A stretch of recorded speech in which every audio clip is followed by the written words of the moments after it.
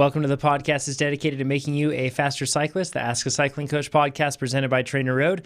I'm Coach Jonathan Lee with a very special episode with you here today. We have Cliff Bar Racing and Pete Morris, and TrainerRoad's Pete Morris. How you doing, Pete? How's it going? Good. How's it going, guys? Good. Pete Morris presented by Pete Morris. And then we also have a special guest with us today, a TrainerRoad employee, but also a recent guest on the Successful Athletes podcast, Jesse Fortson. What's up, Jesse? Hey, how's it going? Hey, y'all. Good to have you. First of all, if anybody has gone to the TrainerRoad blog, which you can do so at trainerroad.com/blog, you can see all the pieces that Jesse writes. He's one of our great copywriters here on staff. We have Jesse, we have Megan, we have Sean. It's an awesome team.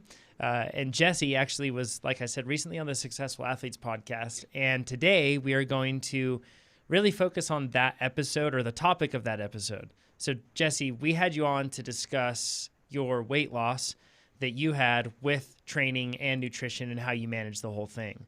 And we go into full detail on that, so you can check out in the link below in the description on this video or in the podcast app that you're listening to. If you look at the description, you'll see a link to the Successful Athletes podcast, and you can jump over there and listen to Jesse's episode, and I absolutely recommend. Tons of people are subscribing to that podcast now. It's great.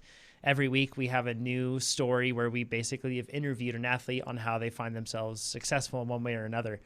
And we dissect what they've done to be able to get to that point. So then it can make you, the listener, even faster too. So this episode with you, Jesse, was a big hit. Lots of people loved it. And today we're going to talk all things nutrition, and we're going to talk nutrition on the bike, nutrition off the bike, how to, I guess, manage a relationship with food and with weight and body composition and performance and balancing all that. And that's why we have you on here today, Pete. Because a little known fact, you're not just sponsored by Cliff as one of the members of Cliff Bar Racing, but then also you have a degree in nutrition as well, right, Pete? Yes. And yeah, it's been a while since I've used it, but thankfully the podcast is here to refresh everything. I'd argue that you use it pretty regularly in how you fuel yourself. So you're like, I'd say you're the cleanest eater I personally know, and you do a really good job of managing that. Of course, you're human, so we all make mistakes, and I don't know if we should actually even call them mistakes, but we aren't some sort of like perfect example at all times, right? It changes, but just the same, I feel like you have a lot of expertise in this, also having raced as a pro and managed this stuff, or I should say a Cat 1, and doing UCI races in different locations and plenty of different stuff too. So I feel like it's going to be a good conversation that we can have. So first things first, really quick, an update. If anybody is listening to this now and you are a TrainerRoad user, want to be a TrainerRoad user, we have a really cool update coming for group workouts. I'll probably just leave it at that for now, and you should head over to the TrainerRoad forum and you can find out more. And I'm sure Nate will clue us in even more next week on that as well. But head over to trainerroad.com/forum and you can check out any updates we have on that. So exciting stuff there. Okay. So Pete, first things first, we should just probably answer this one because it's a super easy question. What's the ideal diet for athletes or ideal nutrition for athletes? Because that's what everyone wants to know. Yeah, just one sentence and knock it out. I think this is the funniest thing about nutrition is it's everybody thinks there's just a solution, and do the solution, and then there you are, you're fixed. Everything's fine. Your life is now perfect. And unfortunately, that's about as far away from the truth as you can get. But I do think today is kind of cool because we can talk about like kind of what the spectrum is, and then finding some baselines, and then growing and learning for yourself as a person from there to find your happy place along the spectrum. And like, really, I think that's the basic way to think about it. So hopefully helping people find where they land on the spectrum, and then what you can do to kind of optimize from there is a good way to think about ideal nutrition is optimization for yourself. Yeah. And if you're joining us live on YouTube right now, throw in your questions that you have about nutrition, about anything in regards to this topic, even stuff that's off topic too. And we'll be answering those either throughout and at the end, we'll be answering some questions too. So Jesse, we have you on here kind of like for the experience side of things too, because you've recently gone through on the weight loss side of things. I guess give people a very quick kind of, I went from this to this in this sort of time frame, so then people have some context. Gotcha. At my heaviest, I was about 390. And so right now I weigh about 198. I tend not to look at my daily weight, kind of do an average thing. But when I kind of found TrainerRoad, I was at 345. So that's 145 or so pounds that I lost in about 10 months. Wow. So that's about like 176 kilograms down to 86 kilograms, somewhere around there. So that's a massive shift. Super impressive. And you did that through training and through everything else. And for more information really on how exactly you did that, that's what that Successful Athletes podcast episode will do for you. So y'all should go and listen to that as well. So with that, let's break this down. I want to talk quantity, I want to talk quality, and I want to talk application as well, like those three things.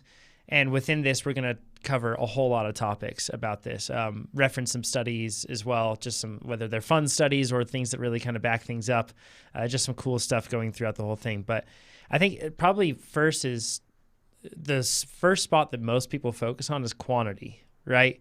And we're talking about calories in, calories out, and the basics behind that.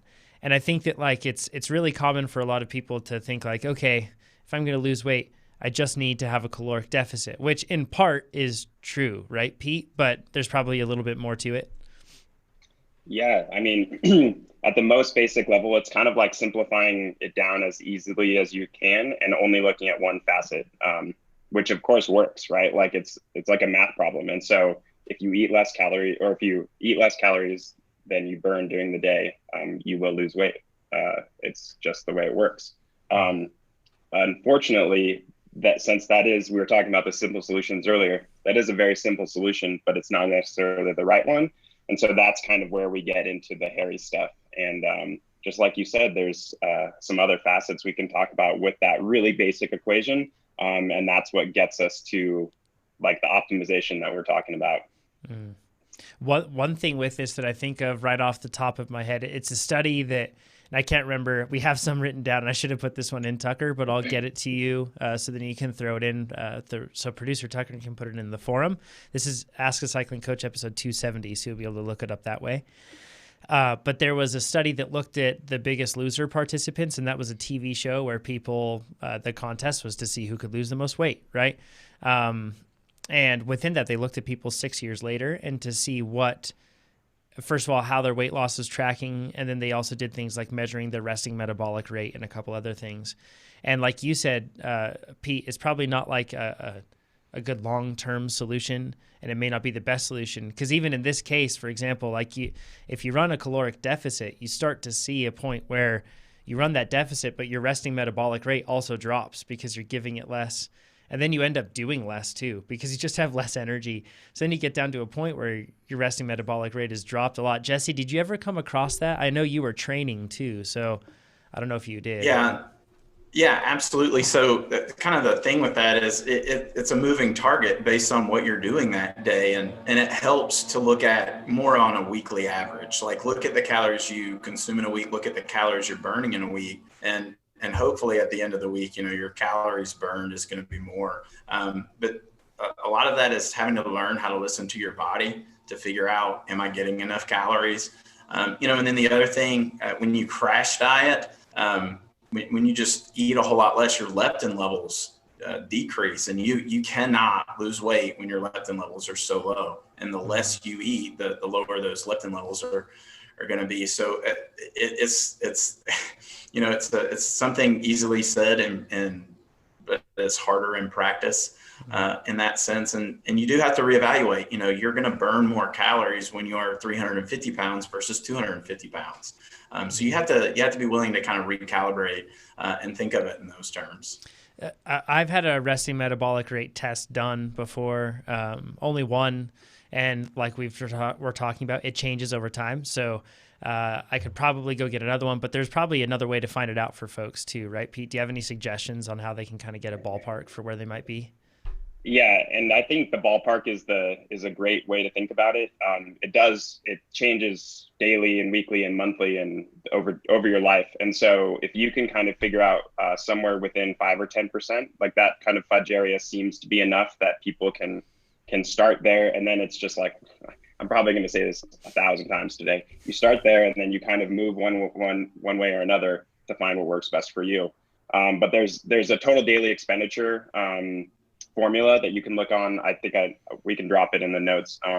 But it's pretty simple. It's more or less your resting metabolic rate is your weight times your height times your age, and a little more math. I won't regurgitate it out because it doesn't translate. But that's like your most basic baseline of what you would burn during a day. And one of the things that people love to do is, if they're exercising, they don't count it, or like there's all these kind of caveats where if I'm exercising, I can just eat my daily expenditure and then I'll lose weight. And that's kind of, like we said, it works from a super basic standpoint, but at the same time, you're just kind of robbing yourself of all the other things, like Jesse was talking about. With one of the jokes that we talk about pretty frequently is people who are really running a calorie deficit. You don't sleep that well. You're not that happy of a person. You're not really performing. All these things that, yes, you're losing weight, but you have to sacrifice something along the rest of your life to get to that point. And so sometimes those sacrifices are worth it, but there's always a happier, like, sliding scale to take a look at your calorie expenditure and dial it back slowly and in small chunks and feel what's happening to your body. Like, I'm sure, Jesse, while you were doing it, you noticed a huge difference in the way you were feeling with different calorie deficits that you were running on, right? Oh, absolutely. And, for significant weight loss, that takes time. And when you cut back food so much, you cut back calories so much, it's like you're hangry all the time. And it's almost like everybody's trying to give you a Snickers bar, like, what's wrong with you? And you really do have to think long term. Like, even if it's you're close to your goal weight and you only want to lose 10 or 15 pounds, like, that needs to take time. That doesn't need to happen in 5 days. And so you want just enough calories to make that weight loss happen, right? So that you're not giving up, personal relationships sometimes, or still trying to be a good dad or good husband or good coworker or friend, and that can be difficult to manage for sure at times.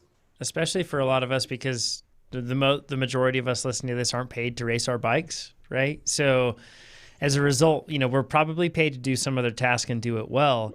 And even this, what we're talking about now, running an intentional caloric deficit, is very likely going to compromise your ability to do that to your potential as well. It makes work tough. Like, when you're trying to focus, or if you have a physical job or job where you're dealing with people all the time, it's a lot harder to be able to maintain the normal quality you would maintain when you're deprived of calories. And sorry, go ahead, Jesse. You got something to share on it? Oh, no, I was, yeah. So, but before I worked for TrainerRoad, I was a teacher. And during this weight loss, I was actually teaching fourth graders in an elementary school. And I'll never forget, like, one day I was just like starving, right? Because I went through that phase. I think everybody dieting goes through the phase where you want to, cut your calories really low and bust through that. I've been at this weight for 3 weeks. I haven't lost anything. And, and so I was doing that. And this little kid comes up and it's like, Mr. Fortson, do you want part of this snack? And I'm like, get away from me, kid. Evil tempter. Stay here as long as you can, But for your mental energy, it's important to kind of replenish your mental energy as far as that goes. Yeah. And I think that's one of the things that that's a really good indicator that you might be losing, or you might be doing too high of a calorie deficit. If your sleep will probably give up first. The hangry will be more frequent. But that's a great thing to, like, bounce up against and know that your calorie deficit is probably too much and back it off a little bit. I think the next one we have is, like, the methods. But I think that's probably just as important. Accurate food and calorie counting is really hard. Like, you actually have to weigh your food, and if you're measuring cups, if you're not rounding it off, or the blueberries are sticking over the top, like, that that matters. And that's kind of the small differences that you'll see that will push you over the edge over time, or keep you from losing weight over time, because it's really such a fine line. So Jesse, did you food journal or anything like that? I did it extensively, and I think it's a good thing, because there's a lot of hidden calories in our diet. And I think I shared this in our blog post on weight loss. Like, I found out I was consuming like 130, 140 calories just in coffee creamer every day, just in the morning. So it can really help show that it gets incredibly burdensome. Especially when you're cooking your own food. It's just a headache. So one thing that, you can use MyFitnessPal. It's a great app to use. But one thing that I found to be the simplest solution was to just open up the Notes app, take a picture of what I was eating, and then kind of estimate from there, like, here's the portion size. I had a cup of this and 7 ounces of that. And I weighed my food. At first, and then I was like, this is lame. This is taking way too much time. And then what you notice is, as you lose weight, and then your resting metabolic rate lowers, like, then you have to do that again. You have to kind of say, okay, what I was consuming, is it matching what I'm burning? Let's reevaluate, weigh that again. And then the wild thing is that caloric information on nutritional packaging is not necessarily super accurate. Like, it can be off a really good bit. So after a while, I would suggest do it for 2 weeks, do it for 14 days, just to see what you're consuming. And then make some choices there. And then during that time, really try to invest in listening to your body. And finding that line, this is enough for me to maintain, or this is just under that, so I can lose some weight. I remember when I took my resting metabolic rate test, I think I was 1968 or something. And keep in mind, resting metabolic rate is like to keep the lights on, so to speak. So that's not to like keep you walking around during the day. It's not anything like that. That's just like maintaining basic body function. It's usually measured by laying down and having some sort of a gas exchange or some sort of gas measurement mask on. And in that time, you basically are looking at the expenditure of a person just laying down. You're basically asleep, just not fully asleep. They don't want you to go fully asleep. So it's, and that was kind of like the baseline. So you can just estimate since my just average day-to-day work doesn't have me on my feet a whole lot, there's probably not a big expenditure up from there in terms of, so I settled on, all right, let's see how 2200 works. And 2200, when I was feeling with that, seemed about right to be able to maintain. But then there's everything else. And we're going to talk about this later on, but I think we're far too guilty, all of us, and I mean everybody listening to this, of thinking of maintaining a caloric balance. We really just pull on one string on one side of that equation, and that is how much we're putting into our body, rather than thinking about it in terms of, well, I can actually just output more. I can do more work. And all of us listen to this training. That's the fantastic way to do more work. And if we do that, it can arguably be a much healthier way. And hopefully that's what we'll get to at the end of this, is the healthiest ways to be able to manage this whole thing, because it can get pretty complex. On the counting of calories side of things, the help, Jesse, you mentioned a great point. Taking a picture of the label and then just carrying on can be great, because I found it socially uncomfortable when I'm sitting down with people at lunch or something like that, and I'm like, yeah, hold on, let me take some pictures of this, or like, let me whip out my scale and weigh this thing first. Let me separate the guac from my steak, and you know what I mean? So, but with all of that, it can be any sort of barrier to the practice itself can really discourage you and make you do like a polarized 180 switch away from the whole process, because one thing turns you off. And if that's measuring your food, then find either an easy way to measure it, like Jesse said, just take a picture and do that. And then in the evening, put it all together, or at some other point, when you have some time. Or if just the fact of measuring is really discouraging to you and you don't like doing it, and I guess it's not discouraging because you're realizing that you're eating more than you did or less than you did, something like that. But if that's the case, then also don't count, right? Like the point is that, you know, we want to find like a healthy way to maintain this whole thing. And for me, MyFitnessPal wasn't a great way to do that. But I actually started doing what Jesse does, is I just found like, I'm just going to take pictures and then later I can put it in MyFitnessPal, and that'll be super easy.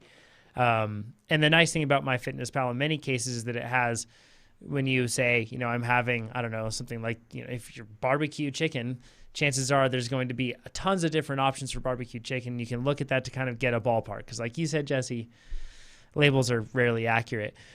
The best way for me that I've found actually, though, is by meal planning beforehand.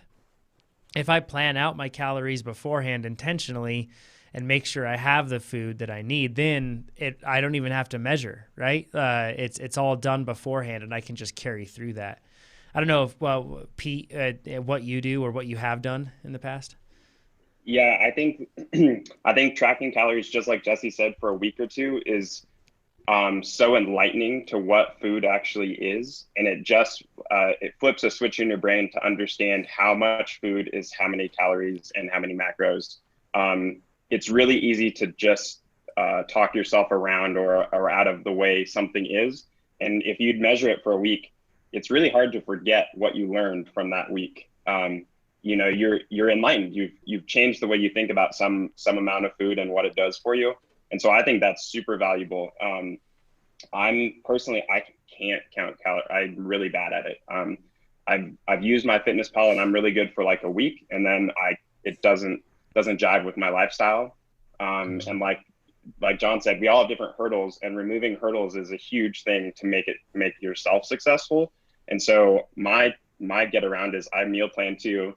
And what I end up doing is putting a lot of vegetables in all my meals. And it's a pretty deep, like easy blanket philosophy that makes me eat a lot of food that tastes relatively good, and it's highly nutrient dense. And so what I usually do now is I weigh out like a couple pounds of raw vegetables that I'm going to put in my meal, and we'll save it for I'll talk a little bit more about it later, but it's a really easy like blanket thing that I'm capable of doing because I'm not able to count I refuse to count calories, I guess is what it is, because it physically pains me to do it. And I know that if I count calories every day, it's going to have a detrimental effect on my physical weight. And mental space. So I just don't do it. Yeah. I get the next question is then, now that we know how to track things and everything else, what deficit is best? And that's like people want the easy answer of what is the one that they should shoot for. What do you say, Pete? So Jesse talked about something earlier, which I thought was pretty interesting, is really you want your deficit to be the smallest amount you can possibly do to get you to your goal weight in a goal amount of time. So it should actually be the smallest change you can possibly do. So if your goal is in a year, guess what? You should start knocking off 50 calories now. And if your goal is in if it's in 2 weeks, like there's probably better ways to have done it, but you can run some deficits, but it's probably not going to be beneficial to your performance overall. So kind of the sooner you can, starting now is always the best time, and doing the smallest changes you possibly can is the most sustainable and taxes your body the least. It just minimizes all of the stressors that go along with it. And then the last thing is you can't run consistently on a calorie deficit all the time for your life. It's impossible. You get into some very unhealthy places doing that. So you have to remind yourself that it has to ebb and flow just like everything else.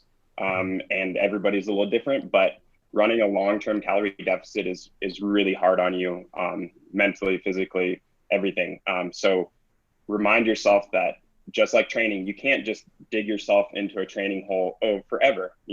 It's impossible. So not putting enough food in your body is stressful on your body. And so you have to remember that is something you're doing that's slightly detrimental to your physical health. Depending on how much you weigh and all that. But if you're nearing peak performance or peak athletic ability, deficits are hard on you. So you have to back them off sometimes. And off seasons are great. Even 2-week breaks. You're not going to instantly balloon up and gain 20 pounds by going to your actual calorie expenditure during the day. It's not going to happen. You're probably going to maintain, which is, it's pretty mind blowing to think about. But if you eat the amount of calories you burn in the day, you'll stay the same based on that same math problem we talked about earlier. So, and that's much easier on your body. The best deficit is the longest one and the smallest amount, and that you don't do it forever. Yeah. Right. I personally I think like a lot of athletes here, we always want to push toward more fat loss, right? Because it's not pushing the pedals, so to speak. And then we want to, make sure that we're still maintaining as high power as possible and going through that whole thing. But these days I actually don't shoot for any sort of deficit at all. I just try to fuel my work, which is what we'll get into later on. But I think that kind of goes into like the question of, okay, so if deficits are, if that's how to manage deficits, are surpluses ever a good idea? And that's kind of like a question that I feel like a lot of people say, well, clearly no. You don't want to ever have anything like that. But at the same time, as an athlete, I think that changes a bit, right, Pete?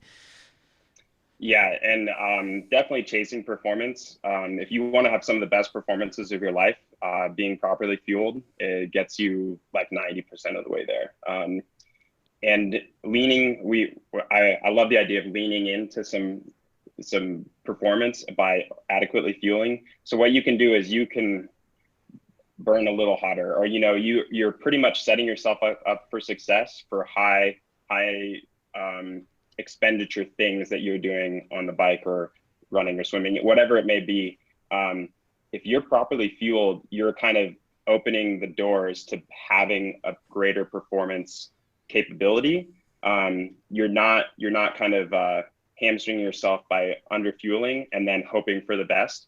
And what it's really noticeable with is long or repeated events or days or whatever it may be. So if it's like a training camp, never lose weight during a training camp, right? Like it seems so easy. You're like, well, I'm riding a lot, I'll just eat a little less, and day after day I'll probably lose 5 pounds over this training camp. And that is the worst time. Like back to back events are the best time to properly fuel and even slightly over fuel. Like a pound or two is not going to make a difference for almost all of us. But the performance that you're going to feel day after day after day by being slightly overfueled, it's like cheating. I don't know, Jesse, when you went from being underfueled to adequately fueled, did it feel like your workouts like changed dramatically? Yeah, matter of fact, I thought my FTP was set wrong in the app. I was like, this is way too easy, this sweet spot work all of a sudden feels like tempo, and threshold work that feels like sweet spot. Like I almost kind of wish there was a way to quantify that feeling in terms of watts, but it's way more than you think, right? And then it's just not about like how it feels. It's also about, cycling's an endurance sport. Like you can do more, right? It's just not about the one workout. If you're fueled properly, you can rip 4 weeks of a really heavy training load when you're fueling well and still feel really good. And then you head into that, that recovery week and you're like, oh man, this is fantastic. I don't have to feel tired and beat down all the time when you're fueling properly. Yeah. And Jesse, you mentioned in your podcast that initially you were running a pretty big deficit but you found the like higher intensity work super tough. And then you did make that switch where you got into the point where you were, okay, I'm going to fuel the work to focus on doing more work, right? So that happened for you. Yeah, absolutely. And it really kind of gets into that idea of when you're talking about calorie deficit and fueling your work, just remember that the work you do on the bike and what you consume on the bike is a tiny portion of your entire day. And we'll talk about this a little bit later, but being in a calorie deficit on the bike does not help your training. It's not going to help your mood. You are going to feel terrible afterwards. You're just not going to feel good. If you train in the evening time, that I used to train in the evening time, like you're going to be really, really hungry after your workout. And so that turns into a struggle on you're going to want to eat a ton more because you're just feeling that hunger. And if you do it in the mornings and you under fuel, depending on life and work and job and everything, like it can make it difficult to get that nutrition in during the day. So it just fuel the work. Absolutely fuel the work. I guess probably a good time to go into quality of the food too, because it's not just down to quantity. If that was the case, then just downing a sleeve of Oreos would be a really effective way to get to a really high calorie count every day, and you're done. And we wouldn't be getting very fast. So, because quality does matter, and I think that the way that it's usually talked about, like from the top down, when you start caring about quality, you start talking about macros, right, Pete? And that's like kind of like the first step for most folks. Yeah. For most folks, definitely, and it's pretty easy to kind of fall within the bounds of acceptable macro buckets, I guess, with like 50 to 60% carbohydrate, 10 to 20% protein, 20 to 30% fat, and everybody's different.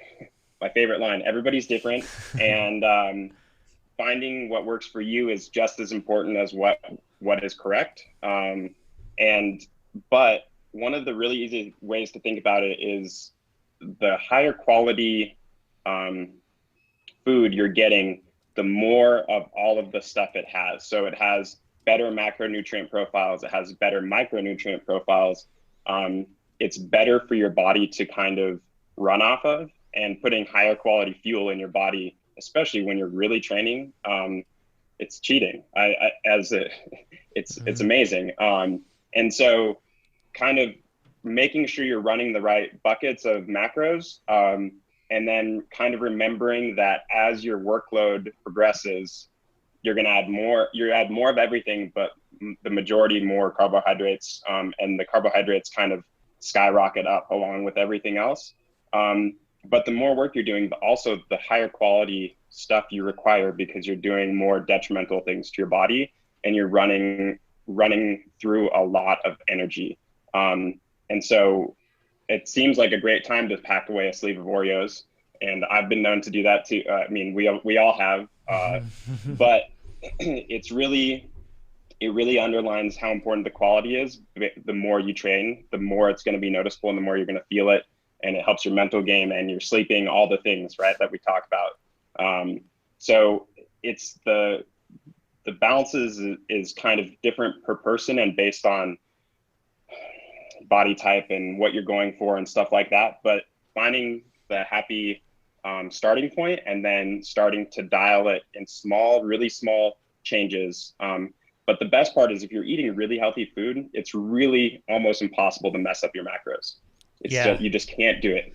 It's really true. Yeah. If anybody starts counting calories, you'll notice that, like, if you eat a really, a healthy balanced meal, which we'll get into like some examples of that a little bit later. But if you eat something like that, it really does change and it makes it just a whole lot easier. And I think that a lot of this too, like the main thing, I feel like a lot of people are asking the question, what should my macro balance be with carbs, with fat and protein? And in most cases, everyone wants to shift the carbs down low, because there's this assumption that carbs are bad and carbs are going to make you gain weight. And if I cut carbs, I'll lose weight. Or I should say lose fat, probably is what people are really going for. But when we're talking about endurance athletics in particular, it changes like substantially. There's that study with the Kenyan runners, right, Pete, where they looked at that, their macro profile. Yeah, and they have very low body fat. They do huge amounts of work.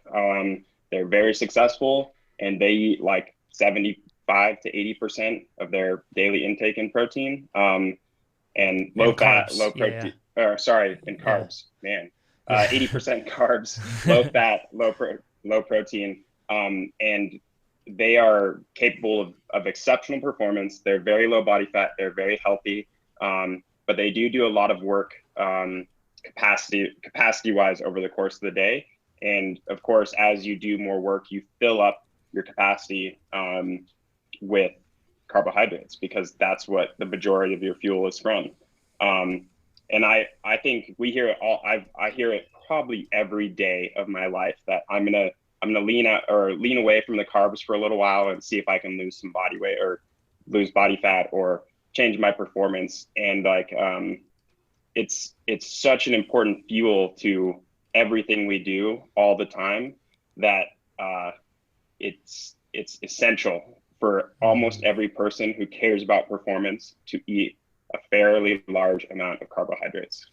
It's kind of it's a funny point. Like when I get the question all the time on like Instagram, people reach out to me on there and they send me questions all the time. And the most common one is, how do I, like, what's the best way to raise my FTP? And what I've started saying to people is take in more carbs. Like they want to know like the secret workout, if there is a secret workout to like raise your FTP, and it's just eat more carbs. Like it's crazy because it not only improves performance, but it changes the way you feel too. So like the Kenyan runners in this example, and that was a study by Oniwera, Kiplama, etc.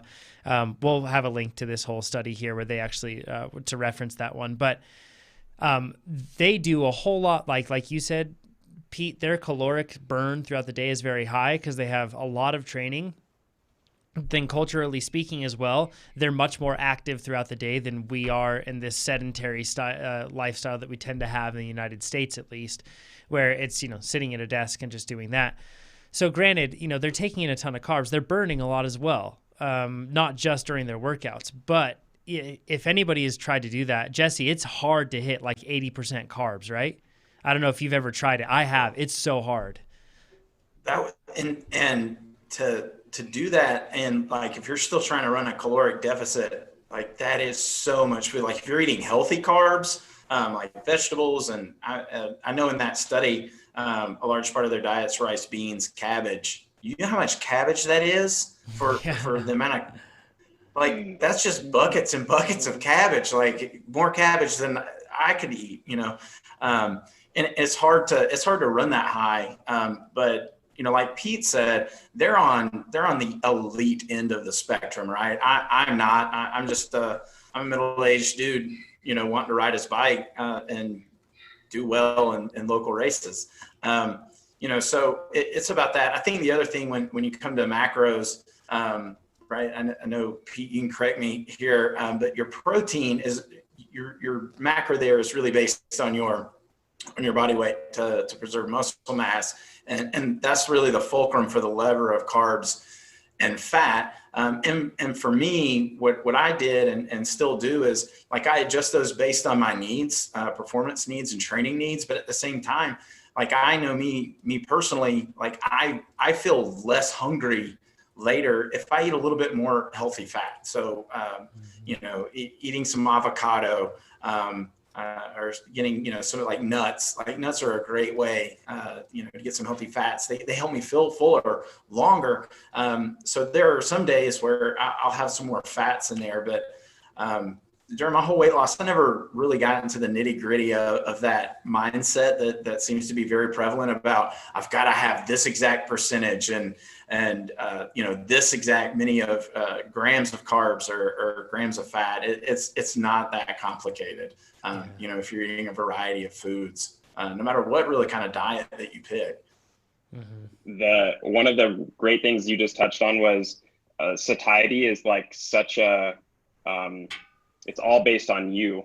And who knows that if you ate a quarter more avocado per day, you would actually less overall for weeks or months, because it's the way it impacts your body and the way it makes you feel. And so for those people who are terrified of fat or terrified of carbohydrates, like it could, or even protein, it could be all of those. But one thing is the like signal piece for your body. And then all of a sudden you're satiated and you don't snack and you're like, I actually don't need dessert today, or, stuff like that. And you'll never know by over restricting, but if you kind of try a bunch of things out and you'll figure the body is amazing. It'll tell you what works really well, really quickly. And when you notice a shift in personality or like the way you're personally thinking about things and feeling, and sleeping is the other really good barometer. If you try something and you're sleeping better and you're feeling a little better, keep doing that. Like your body is telling you something that this is what you should be doing. And it doesn't necessarily mean do more of that. Start with what you did, keep doing that. And if you notice you're slipping in any way, you can change. But a lot of the time, your body figures out what you want to do for you if you just listen to it, which is hard to do. If you're following a structured plan that's really like, pushing you to where it should push you to, it's a big leg up in this regard, because you have like something that's actually like a harsh constraint, so to speak. Like, I need to have enough energy to be able to accomplish this. So as a result, it makes it, I feel like, a little bit easier to be able to suss out what works and what doesn't, and what is working right now. And one of the things with, if you try to push up to 80% carbohydrate, it's really tough to keep your fat down if you're really consuming that. And like you said, Pete, that's where eating really healthy, vegetables and everything else will come in and helping you with that. Clean grains and stuff that are not going to be things that are just laden with fat. Like, I could go eat like a delicious strawberry, like a rhubarb pie or something, and be delicious, but that thing is going to be a lot of fat within that, right? So it's really tough, and I think that's kind of like a hard balance with that. So when you are measuring this sort of stuff, and when you're asking where you should be, what your balance should be, like Pete said, it's going to change over time for you individually. It's something where, if anything, just tracking it first is the best thing to see where you are. And then after that, see if you can make some sort of tweaks. In most cases, I feel like a lot of us have a lot of fat in our diets. It's really easy to get tons of fat in there. And then we, outside of that, on the protein side, in many cases, a lot of athletes tend to be low on protein. And so, just track it and figure out where you are. And then you can shift it in directions from where you need to be, rather than trying to be like a Kenyan runner that's at 80%. Smash cutting to that might be really tough for you, because it's just a huge shift. And I think that the main priorities you should have while you're counting this are looking to fuel your training and fuel your life, like those two things. If you are counting macros and doing all this stuff and feeling accomplished about that, but then you're not taking into account all the needs that you have in your life, then you'll find yourself in a situation where it's really tough to keep going with this, or the quality of life suffers, the quality of your training suffers, everything else that falls with it too. So it's really important to kind of look for that. And in terms of signs, Pete, like, what are some signs that a person might have that shows them that they need to take in more carbohydrate? Like the ones we mentioned, it's like sleep, the way you're feeling, your overall attitude. Motivation is another great indicator of fueling. And really, if you're not feeling amazing every time you get on the bike, adding a small amount more carbohydrates, it's not going to make you balloon up. Try it, and then take small steps. Just like everything we've talked about, you do a little bit at a time. You're not gonna instantly become an elite Kenyan runner. So if you're at a 50% carbohydrate, try adding 50 grams an hour while you're pre-ride and during the ride, and try it out. Try it for a few days or a week or 2 weeks, and then make the next step. But it's always a pursuit, and it's based on training, and every day is a little different, but making small steps in the right direction will, if you do that in a handful of different things at a time, it's sustainable, and you'll notice a huge difference. You should feel, a great example is if you don't feel excited to get on your bike and you're going to smash your workout, try adding some carbohydrates. I mean, it's a really, that's probably one of the easy solutions that we do have in this podcast is try fueling a little bit more and watch what happens. And depending on how you are as a person and what your goal event is and where you're coming from, it's going to pay dividends to smash workouts and feel better overall and get some momentum going and carry that through. I think we'll talk a little bit more about something like that later. Where I feel the most difference for myself, Jesse, is in like sustained sweet spot work. What about you? When do you notice that you're low on carbohydrate and need to up it? Yeah. For me, I tend to look at it like short-term, long-term. So I can tell I'm not getting enough. I'm not fueling my work well enough. If over the course of a few days, my legs just start to feel incredibly, it's not like DOMS, it's not muscle soreness. and it's a little different than just tired legs, but they feel so fatigued and just heavy, like concrete blocks, and like stiff almost. Like they really start to feel like I need a stretch almost. That is kind of my long-term indicator. Like, oh man, like I rode a lot over the weekend and I didn't eat a lot on the bike, or really much maybe over the weekend as well. So that's like my long-term. The short-term is like, I know this is kind of weird, but like just listening to my gut, in a sense, like if you're feeling hunger pains on the bike, like you need to eat, right? If and I know there's this thought, I think, in our head sometimes, especially like if your goal is weight loss, is to be on the bike, like you want to feel hungry, right? But that's the worst time to feel hungry. It's the absolute worst, because you're hungry, and then like if it's a really hard ride or you're doing something intense, like eating at that point is not like, who sits down and says, man, I really want to eat a gel today, right? Like that's not. I don't know. Maybe some people are like reaching for that, but like that's not an enjoyable food experience for most of us, and eating, like something hard or Cliff Bar or crack or whatever it is during a ride that's really hard. It's just not enjoyable. So like listening to your gut, like if you start to feel hungry on the bike, eat something right away, and try to fend that off. Yeah, that's good signs for folks to see if they need to shift things. Now, macros, I look at them like the available buckets, but I look at micro nutrients as the thing I fill those buckets with, so to speak. Like I have these buckets and they're proportioned out, but then micronutrients are extremely important because if they weren't, then all we would do is eat the same easy basic food that just satisfies the macronutrient profile and would be good. So, white rice, because it would satisfy the carb side. And then we'd add some sort of like, meat, something like that to satisfy the protein side. And like, just be like super basic, and then toss in a slice of avocado. And if you do that every day, that doesn't mean that you're going to be healthy, because quality of the food goes deeper than the macronutrient profile. How important are the micronutrients, Pete? And I guess what is a good, easy way to make sure we're getting enough of them? They're almost more important for overall life quality. They're probably more important. If you're already a reasonably healthy person, you're going to extend and increase your vitality in life by eating a huge amount of micronutrients.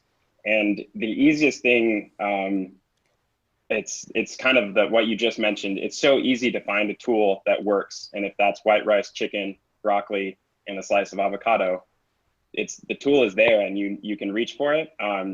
But it really limits your micronutrient intake. And it also just,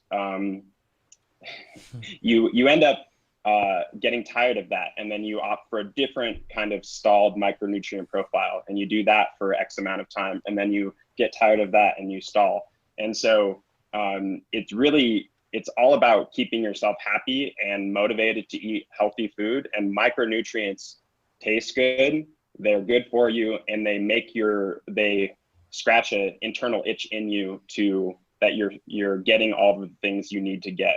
And that's why you'll have cravings for random things.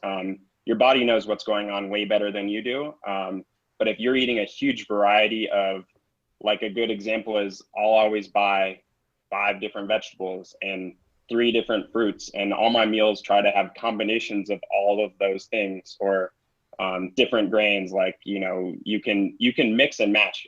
A meal doesn't have to be one specific thing plus another specific thing plus another specific thing.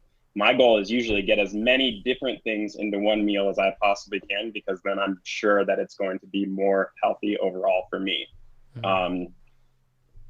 There's that study about the tokens, right, John? Yeah. It's a study with monkeys, and they basically gave them 2 different tokens.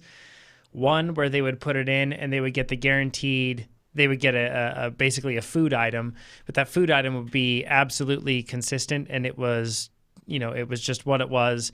It wasn't overly desirable, but it was something that wasn't undesirable as well. And then they gave them another token, and they could put that in. And if they put that one in, then it would give them one of 6 meals. So it was a gamble, one of them would be good, then the rest would be bad.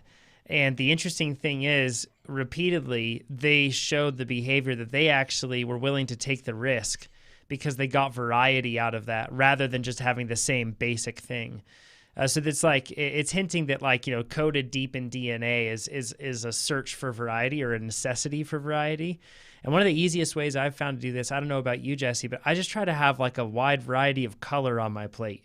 That doesn't mean like ketchup and mustard, for example. Like, you know, I guess it could, but I try to, like, with the ingredients that I have, I try to find just as wide of a color gamut as possible. Like last night, it was kale and cranberries and some sunflower seeds, but then I also had some sweet potatoes, and then I had some purple sweet potatoes that I threw in there too, instead of just, you know, the same one. And it was this, and plenty of other stuff as well. And it was just this colorful, beautiful thing. It's also fun to eat when it's something like that, and it looks pretty. And I know all those other things seem tangential, but they really are part of the process, and definitely part of our relationship that we have with food. So that's at least what I've done to try to make sure I get the macronutrients that are like a varied profile. Jesse, I don't know if you have any experience with that.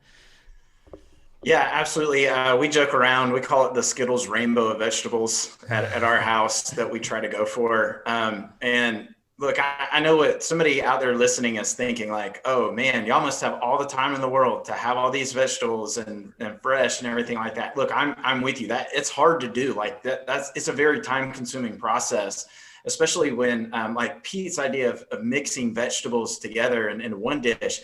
Like, that's wonderful to do, but holy moly, that takes a lot of time. And sometimes just life and family, all these things get in the way.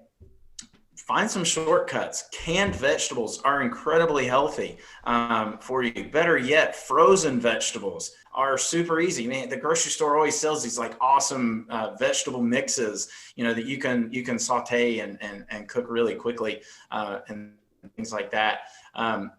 You know, buying fresh is wonderful, right? But that's just not realistic. And sometimes, or, you know, if you're buying fresh, like, there's going to be a seasonality to the vegetables that you do get as well. When I first started, you know, we talked about this on the Successful Athletes podcast. I started off doing keto, and I really started with the Ron Swanson diet. I mean, it was give me all the bacon you have, right? and no, seriously, all the bacon. And I really,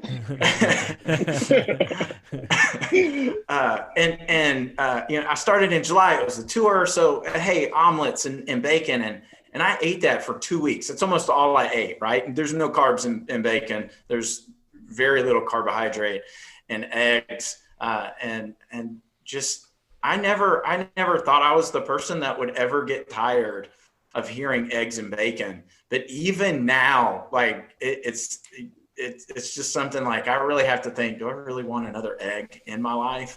Kind of a thing.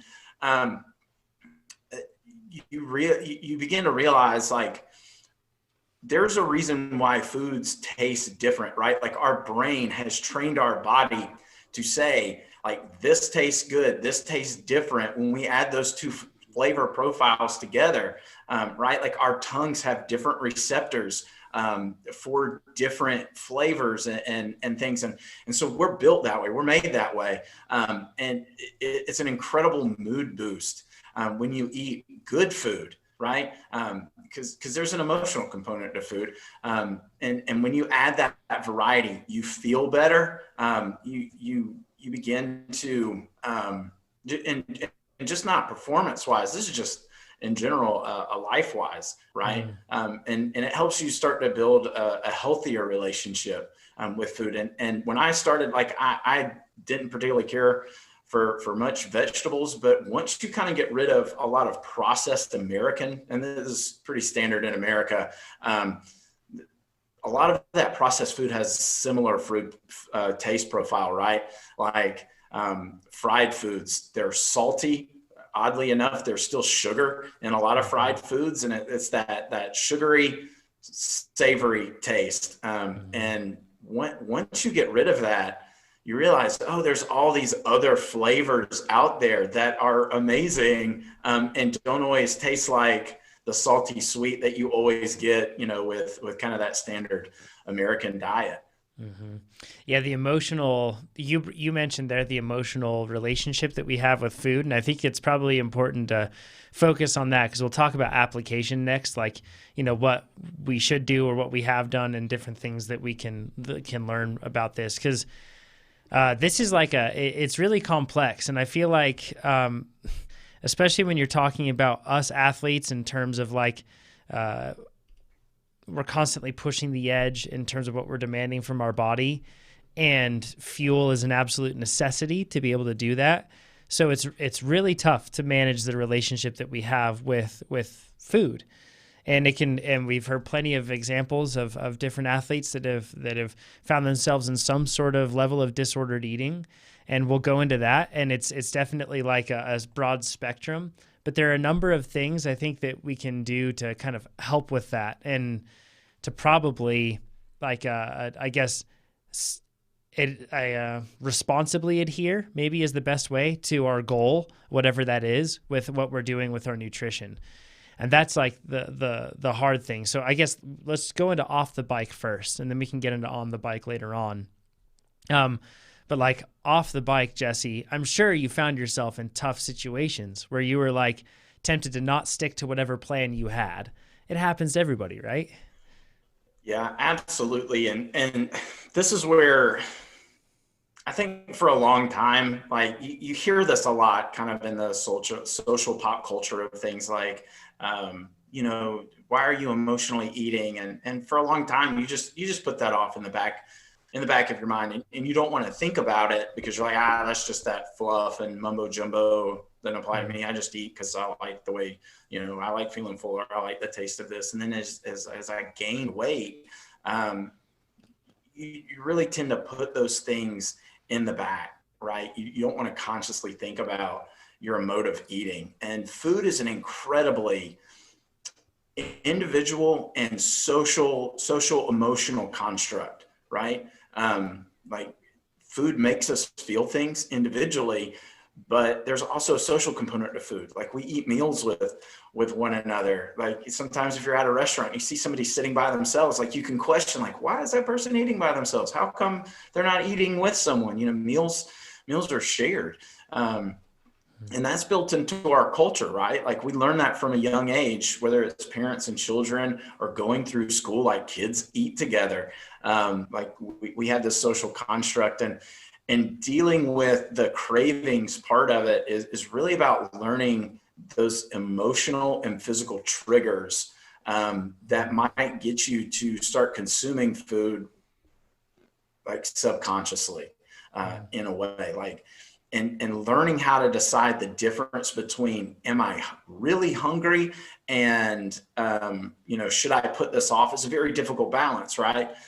Because at one point you're like, I'm hungry, but if I say no to this craving, like it fuels this kind of this like, aha, I have willpower moment with that. And so it's really this deeply personal, interconnected thing of how to kind of manage cravings and when you're trying to lose weight, for sure.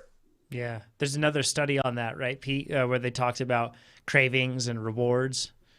Yeah, it's about chocolate cake, and it's whether you associate guilt or celebration with chocolate cake. And it's pretty interesting because it's the study more or less boils down to your emotional connection with something is all based on you internally. It's not based on the food. And so when you extrapolate that out, it's crazy to think that every type of food has an emotionally charged component to every single one of us. And those deep-seated feelings matter more than just about anything else, right? It changes the way you feel based on a component that's based on a type of food.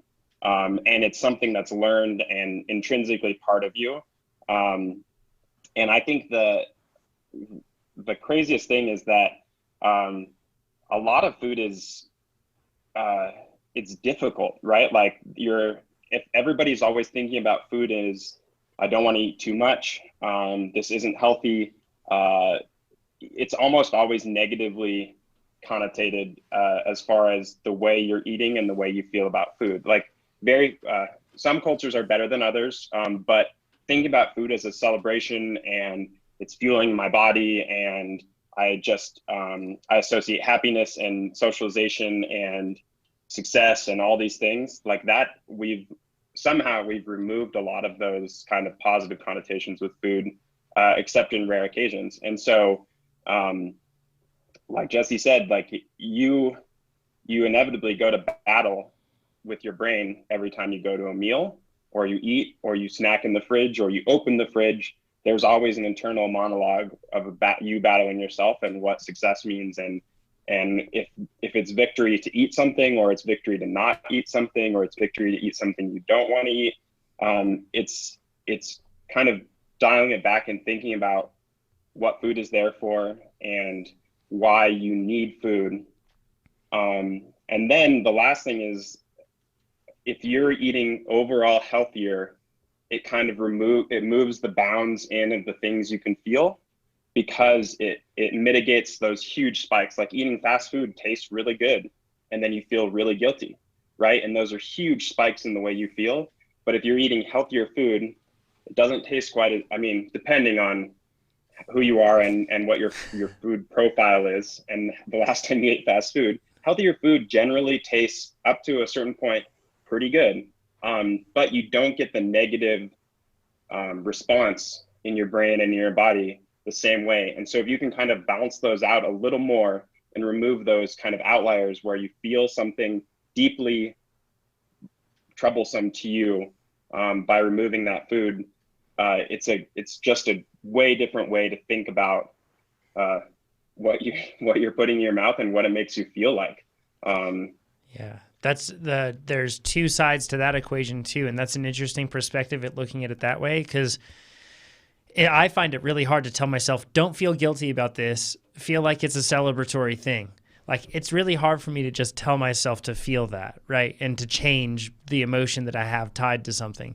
Doesn't mean that I should have it tied to that and I should always work at it, but it's not the sort of thing where when you show up at some sort of social situation and there's chocolate cake in front of you all of a sudden and you associate that with guilt, it's probably going to be really tough for you to just snap, cut, change. It's a celebration. I don't feel any guilt.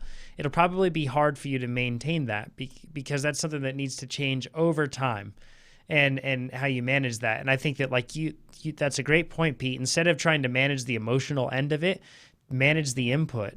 And if we are making sure that we're taking in food that is within our bounds, and that's great. But going back to the social situation, that it's not always guaranteed, right? Like, you might find yourself like that, man, it'd be really tough if you were trying to lose weight, but then you really liked football here in America. So, you went to the bar with your friends every evening because, it started with Monday Night Football, but now they're going to invent new days to have football on because it's so successful there. So every night you end up going to the bar, you eat wings, you eat, some greasy tacos and drink a bunch of beer. And then you keep doing that. If you've decided that you want to lose weight, sticking around in that environment is going to be really tough for you to make the sort of decisions that are not going to feel like they are compromising you at all, or putting you in a situation where you have to say, oh, I want to feel good about myself, but at the same time, and I want to stick to my goals, but I also don't want to offend my friends. Jesse, how did you manage that? Like, whether it was because you have kids, whether it was the kid's birthday party, whether it was a pizza night and you have you bought too much pizza, or how do you manage that? Because that's hard, because you feel like you're offending on the social side as well. It is, and it really begins before that, right? With even like gaining a lot of weight. Like, when you do that over time, you eventually look in the mirror and you become really self-conscious about your relationship with food around other people, and so you do have to deal with these feelings sometimes of guilt or shame. And sometimes the social anxiety that causes, right? So, when I weighed almost 400 pounds, being out with people, I would feel this anxiety of like, I don't want to eat too much, even though like my body at the time was like, eat everything. Right. And so you kind of have this balance of social anxiety. Like, I don't want to eat too much. And then when you don't eat what you're normally used to, when you're by yourself, like that's when like you struggle with the demons that come with all of this. And whether it's, you know, you're over consuming or under consuming, you know, that was it. And so we basically have three ways that I dealt with this, and I know a lot of people who have, but the first kind of way of dealing with that feeling was purely through apathy or suppressing those feelings, just repressing them, putting them to the side. But the problem is they're going to come back up at some point, right? And so a warning sign for me was like isolation eating, like eating away from other people. So, you know, if we're out with friends or we're tailgating or whatever, or doing something, like I just eat a little bit there. And then I would, like, you know, go eat a whole lot, like somewhere else where I wasn't around people, and things like that. And then, you know, even just because you weigh 350 pounds doesn't mean that you don't have disordered eating. Like, of course you have an unhealthy relationship with food generally if you're weighing that much, but you always tend to think of it in terms of overeating. But like those emotions like can lead you to do things. Like I remember we had like some friends over to the house, and you know, I remember pizza is one of those very emotional foods for me because of this. And so you know, people are over, so I only want to have like one piece of pizza because I don't want to look, you know, that stereotypical, like there's the lazy, fat, like uncontrollable guy getting his fifth piece of pizza kind of thing. And so I remember eating one piece, and once everybody had left, like I just went and ate like the rest of the pizza. But then you're like, God, it feels so gross, and I shouldn't have done that, and I want to get healthier. And I remember I walked out to our front yard. We kind of live, we don't have real close by neighbors, and just going out there and making myself throw that up, even though I was 350 pounds at the time, like finding a healthy outlet for those emotions with food needs to happen in your weight loss journey. And it doesn't change just because you're starting to lose weight, right? There's still social anxiety. There's some social anxiety when you make nutritional changes around people that you know, of course, right? Like, oh, you're eating a salad today, you know, you're trying to lose some weight. Mm-hmm. You know, those are uncomfortable conversations sometimes, because usually I think everybody kind of has had this experience of diets, and like, if this one doesn't work, right? Like, you know, they're going to see me eating a cheeseburger next week with French fries when I was having the light salad the week before. So you still have to deal with those emotions and new emotions that come with that. So like when the family sits down to dinner and I'm eating a whole lot less than they are, or something different, that's how they're like, what's going on? You know, and I'm eating this. And so the one way we dealt with it with my kids, and we talked about this on the podcast. So my whole goal was to chase performance. I just wanted to be faster. And so when we would have dinner and, you know, the kids would ask, well, why are you having that instead of this? And I was like, it's going to make me faster. And it was funny. A couple of months ago, I have a 5-year-old daughter. I had some blueberries and strawberries for lunch. And she eats this and she's like, is this going to make me faster? And I'm like, oh yeah, I'm winning. But managing those emotions with your food, it's a constant process. It doesn't matter if you're really overweight like I was, and through the weight loss time to where you get down to a healthy weight, or you're really chasing the performance, like at the other end of the spectrum where you're really on the razor's edge. Like, we have to deal with those emotions in a healthy way. Yeah, I find that I really easily slip into a pretty bad relationship with food for myself. And this is like what we're talking about here is disordered eating. Because once again, it's on a spectrum, right? It's not like you cross some sort of line or threshold and then suddenly you're diagnosable with something like that. But I think it's important for all of us just to have an externalized perspective on our own relationship with this. So then we can be kind to ourselves, and also, you know, move forward in a healthy way with food, because we can't just drop it, right? That's we need food. That's the hard part about it. But one of the things I think that you have to do is you have to step back and look at and be real with yourself and say, okay, I need to be, for me at least, if I've once again focused on the priorities of making sure I fuel my work and I fuel my life, those two things, if I do that, then it makes it a whole lot easier to kind of make steps in the right direction. And probably the best thing that I've done is by planning everything ahead of time, like before I go shopping. If I just sit down and I take a little bit of time to plan what I'm going to eat, it makes it a lot easier, because the big problem for me is I come back and work was crazy one day to the next. And as a result, I didn't get to eat what I thought I was going to eat because I had to skip lunch or something like that. And then I trained. And when I trained afterward, I just feel completely empty because I didn't get enough. And then I go to the pantry, and in that pantry, I'll very likely grab anything that's within arm's reach, right? To be able to satisfy those hunger cravings because they're so severe. If I've planned ahead, then I know that week what I've done is I've made sure I've gotten a lot of fruits and vegetables, and I've made them tasty and readily available so that I can get them to be able to take them in. And they're super satisfying. But it's basically just knowing beforehand, like, what sort of pitfalls do I fall into in making my relationship with food negative? And then how can I build up against that? And ahead of time, for me, it's planning and making sure that I plan before I go to the grocery store, so I get the sort of items that I need to help myself out of those situations. It's like dangling down a lifeline rope that's a really good one, instead of a lifeline rope that's going to get me halfway up the cliff and then snap on me, right? And just put me back down there. So that's at least one thing that I do. Pete, how about you? How do you manage these sort of the tricky situations you find yourself falling into? I think for me, one of the easiest ways is knowing that a step back doesn't mean you go back to the beginning.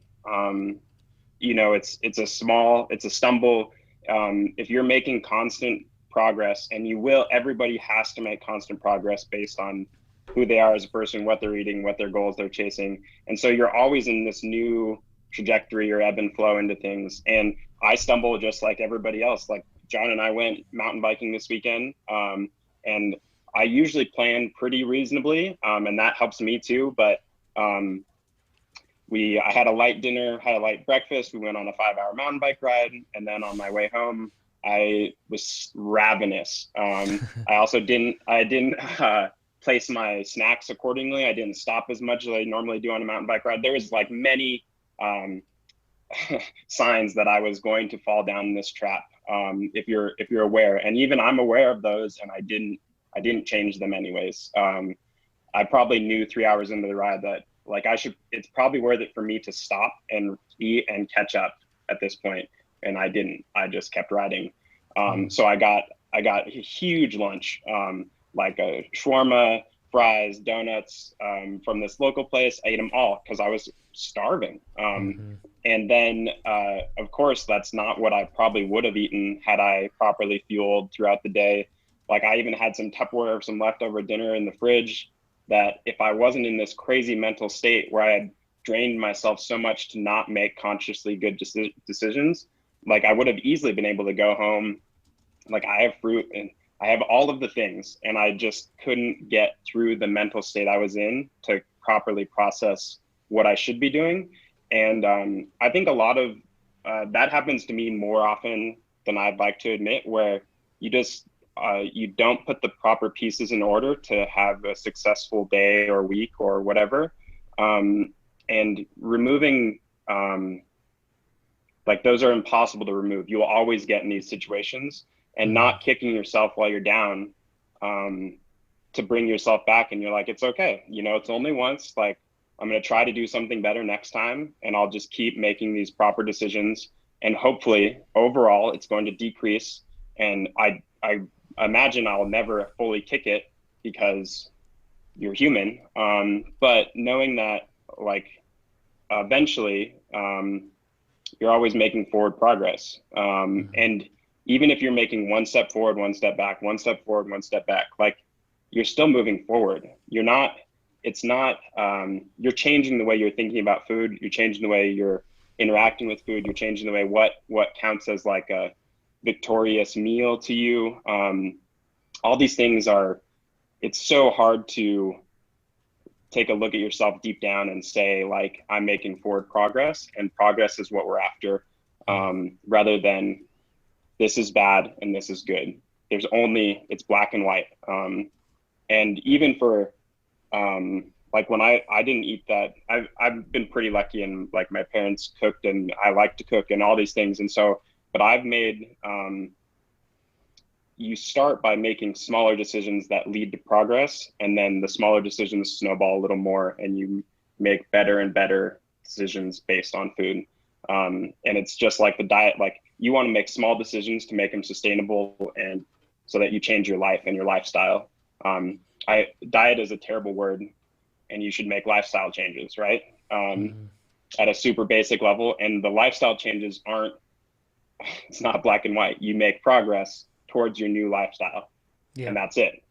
So it's hard. This is one of the most difficult things that exists for almost everybody, like, and if you're really lucky and you have this great psychology with food and you like to eat and you like healthy things, that's awesome. And, but it's hard.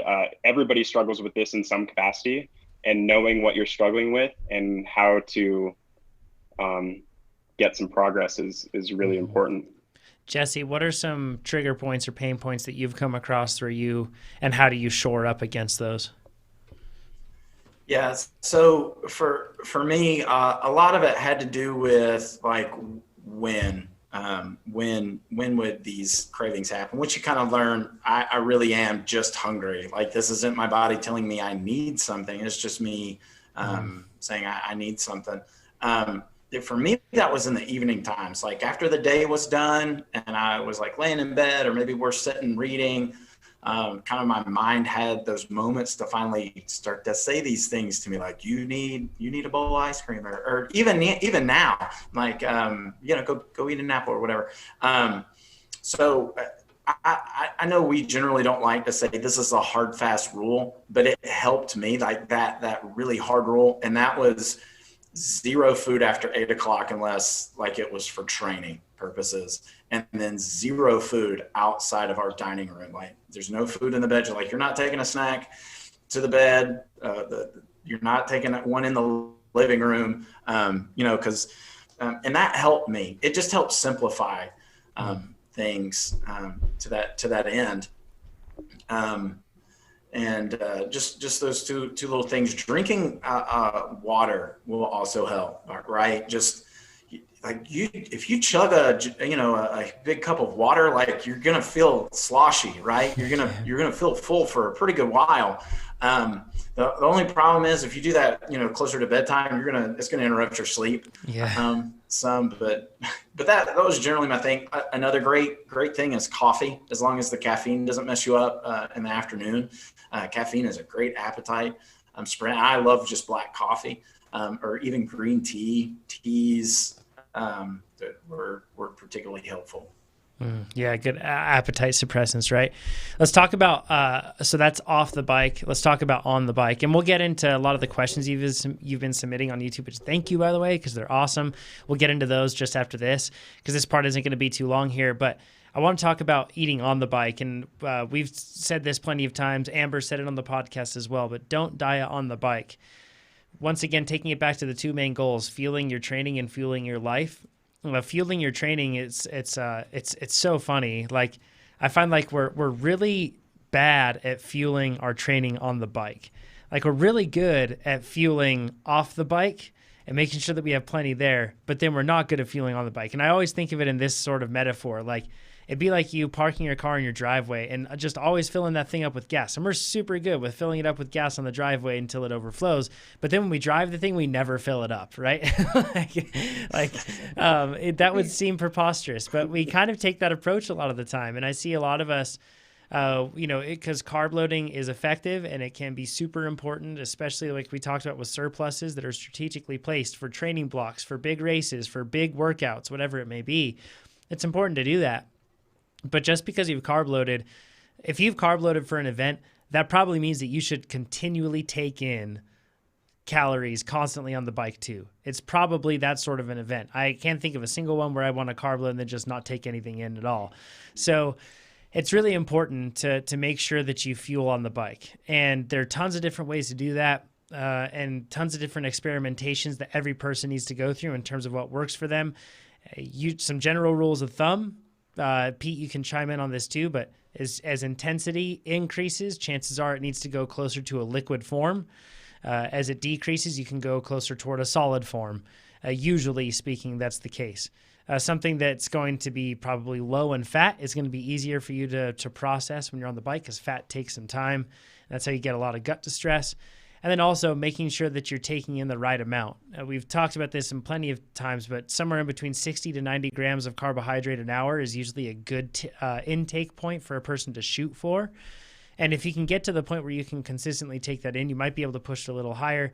You'll be amazed. I swear, it's like it's legal doping. It's incredible how much performance increase you can get when you are taking in carbohydrate on the bike. So it'll definitely improve your performance on the bike, but then it also helps because off the bike, you don't feel like you need to go take in a bunch. Like Pete, if you had taken in a ton of calories on Saturday's ride because you had planned ahead and had them with you and everything else, chances are you wouldn't have felt the need then thereafter to take in a bunch of food.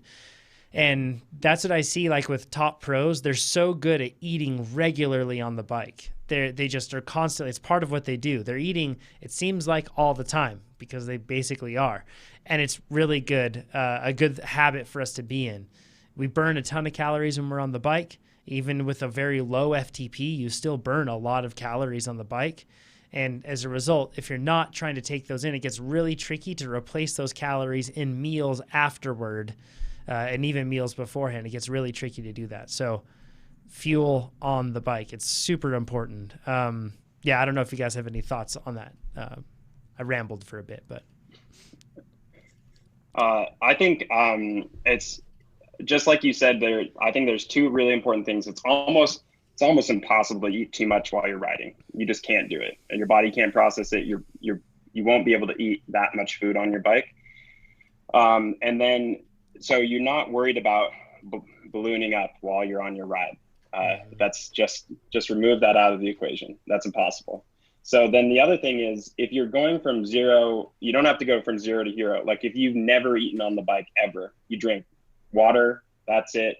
5-hour rides, doesn't matter. Start small and start introducing things, because it does take time for your body to adapt. And if you think you're at the ceiling of what you can consume on the bike, try pushing it a little bit. Like 50 grams an hour seems like a lot while you're doing it. And if you're a bigger person, like Nate's a good example. He can eat 100 grams of carbs, and that's a lot of food to be into, or a lot of calories to be intaking, no matter how you swing it. But push it up a little bit, and especially if you're chasing performance, there's almost no downside to experimenting and seeing where you get to. And like we always say, don't do it on race day. Start now, start today. You will not, nothing bad is going to happen. Your body really does a good job of compensating with meals regularly after that. You don't have to eat as much, all these things. So start small and push yourself a little bit and find out what works best for you, because it could be 60, it could be 70, it could be 80. Trying all these different things really, really helps. And that's kind of on the bike, nutrition is really personalized. But if you don't try a bunch of stuff, you don't know. If you just take what's considered gospel, you might never know that there was something that worked really, really well for you. Yeah. What have you discovered about fueling on the bike, Jesse, for you personally? Yeah. As far as like what I'm able to use and stuff, I've been pretty fortunate. Like as long as we're not going, too intense or like going really hard, like I can eat pretty much everything from a Cliff Bar to real food to like the toffee Cliff Bar is like my favorite thing to eat on a bike. That and the fruit smoothie ones, the texture. But I think part of this not fueling on the bike, especially if you're trying to lose weight, is because like you're really buying into the adage that Oh, you create your calorie deficit in the kitchen and not on the bike. And then you're trying to make your calorie deficit on the bike as well, right? Which that's not necessarily true. Yes, like if we want to be hyper technical about it, you aren't creating a large enough calorie deficit on the bike to overcome any poor nutritional choices that you're making in the kitchen. But doing a workout makes you feel good, right? It makes you feel like you've accomplished something, and you can carry that momentum into your food choices off the bike. So fixing that mindset that says, I'm going to make even a greater caloric deficit on the bike can be a bit of a dangerous one. The other thing is just looking at your rides in a different manner. Like, so if I go on a long, maybe 3-hour zone 2 ride, that's going to be over 2,000 kJs, right? If I eat 1,000 calories during that ride, which would be a ton of food, I don't even know if I would be able to really get that down. I've still created 1,000 calorie deficit on the bike, like even consuming a massive amount of food. That's going to even be hard to make up the rest of that day. On the flip side of that coin, right, is the whole idea of, well, I burned 2,000 calories on this ride, so I can just throw everything in the furnace because it's burning hot, which that's not necessarily. And we've talked about that before. But a real practical tip on how to plan that nutrition is 2 ways. One, if you're doing a workout, like this is what makes structured training so effective for weight loss, in my opinion, is if you go read the workout description, it will tell you what kind of workout it is. So is this a zone 2 ride? And if you're new to TrainerRoad, you might not know that Pettit is an easier ride versus like Abbott or maybe Carson, a sweet spot ride.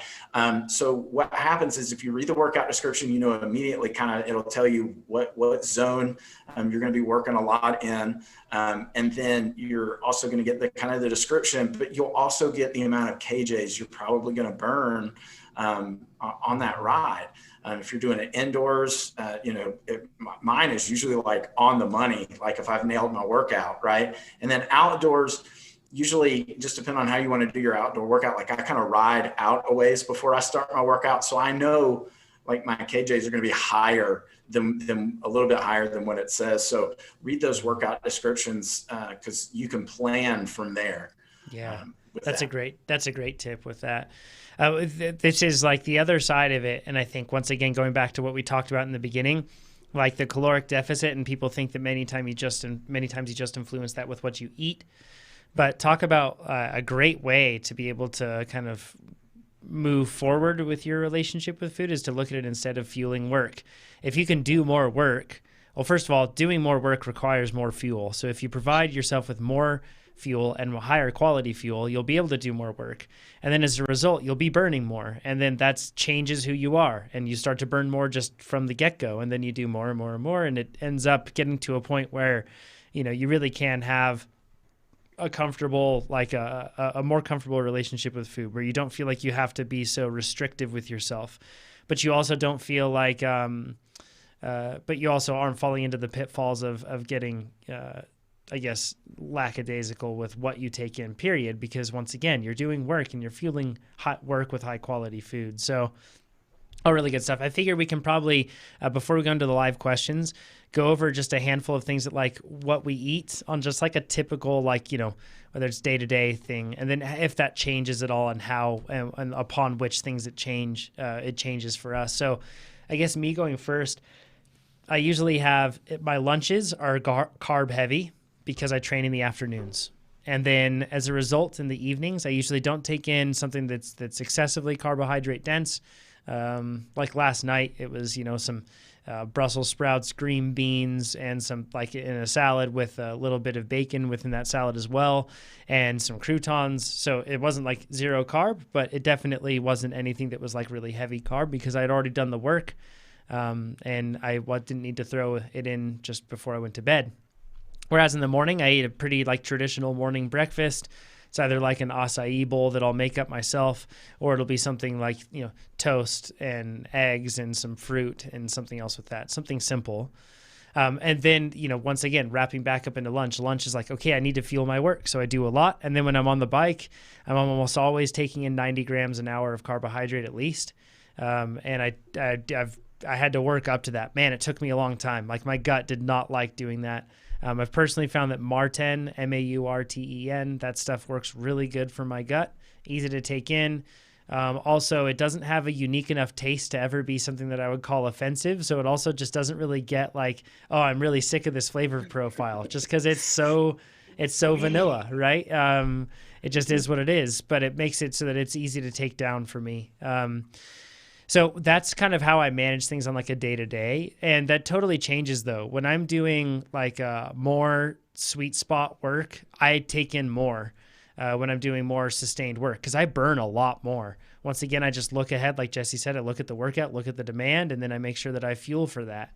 And then when I'm moving into situations where it's like, even into the specialty phase and stuff. If I'm racing, that's one thing. But right now I'll be going through a specialty phase and I don't have racing going on. As a result, since I won't be doing as much because my specialty is a lot shorter, harder efforts, so I won't be doing as much stuff that's, calorically demanding. I probably won't take in quite as much. The final thing too is it really fluctuates, or it doesn't fluctuate as much as one might think for rest weeks. During rest weeks, I used to like constrict. And then I found that it was really tough because I'd be so starving during a rest week. And really what I learned from that is the fact that like I had trained my body to take in a lot and it burns a lot as a result and it expects a lot. And then when I was depriving it of that, it was only making it really tough. And I found that rest weeks were always a spot where I would fall away from my plan and I would fall into a pretty bad relationship with food. So I actually don't restrict in the rest week at all. And I continue to eat as I would normally eat. And I haven't seen any sort of detrimental thing in terms of like unfavorable fat gain or something like that. I haven't seen that at all. Even though that's the concern that exists in my head, it hasn't happened. Instead, what I find is that I go into the next week and I know this sounds crazy logical, but I'm better off. So, I can do more work. So that's kind of how I manage things there. And I try to eat a variety, but that's probably my weakest point is that I fall into eating the same things repeatedly. And I'd like to have more variety myself. That's me. Pete, how about you? I pretty much follow pretty similar to John. One of the things that I've learned about myself is if I like to ride at 3:00 or I generally like to ride at 3 or 3:30, my body does much better if I eat lunch at 11. And so I just always push my lunch earlier. I always push my breakfast a little earlier to accommodate. So I'm not eating just a couple hours apart. But I think for me, there's a couple like global rules that I do that really help me. And that's like as many veggies as I can eat is a great rule. So if I'm putting, it can be breakfast, it can be lunch, it can be dinner. There's no restrictions on vegetables. I can eat as many vegetables as I want all the time. So like breakfast salads are actually pretty good. You can cook them and then they're like a breakfast saute. Smoothies, I actually like smoothie bowls and smoothies, and I can put a lot of vegetables in there and they still taste reasonably good. Like Jesse says, your palate sort of changes over time. And like carrots turn out to be really sweet if you don't eat that much sweet stuff on a regular basis.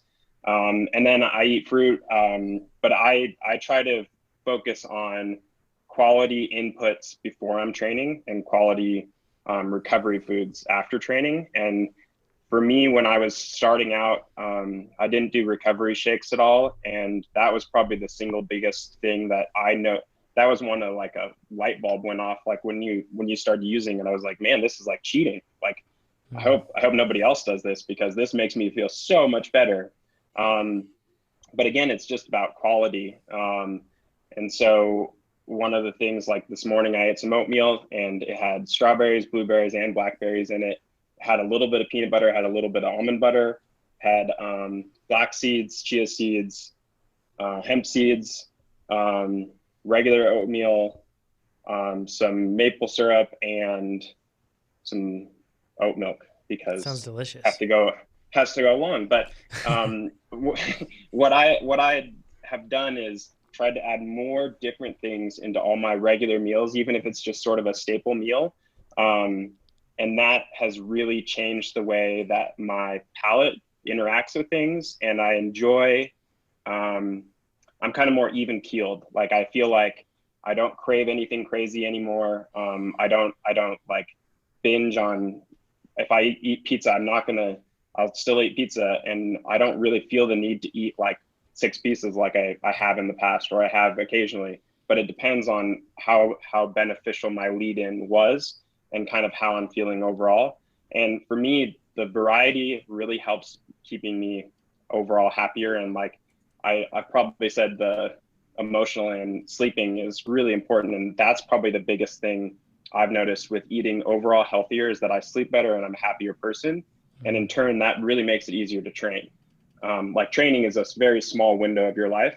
And if you're happier and you're sleeping well and you're interacting with your friends and family and coworkers at a pretty good level, it's easier to train more.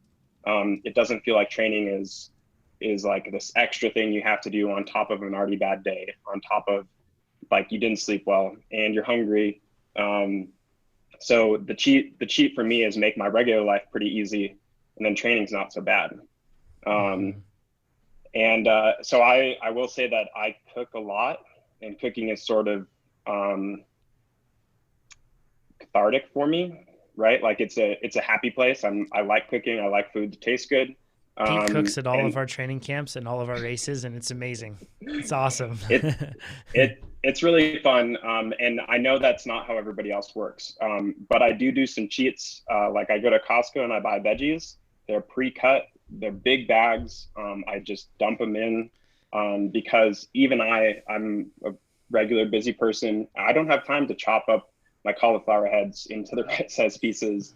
I do, but it's going to impact something else. So I cheat and I buy some pre-cut vegetables. I just buy a lot of them. I buy like one of every bag of vegetables that Costco has every week. And then all of a sudden you get a lot of different things. Vegetables actually turn out to not be that expensive if you're buying them in bulk. And overall, cooking is so much cheaper that it enables you to buy higher quality ingredients. And you can make it taste good, but I know that that's hard. It's hard even for me to make a bunch of vegetables and some healthy grains and some lean proteins taste good. It's hard.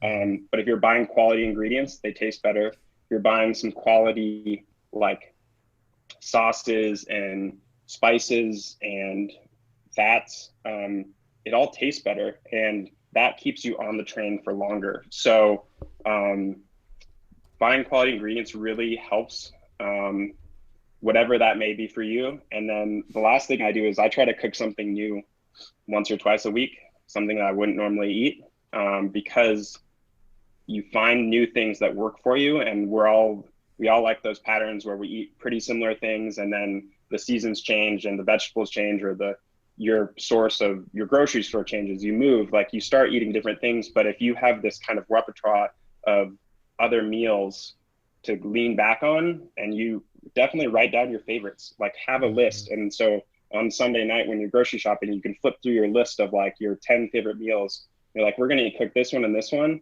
I also cook so much that we always have lunch, at least 2 meals out of it. So if you're going to cook the same thing, you're already putting in time and effort. Cook 2 or 3 meals worth per person in your household, and buy extra Tupperware, and have too much Tupperware in your house with lids that it fit, everything's right, and put it in the fridge. And small things, but it has a big impact.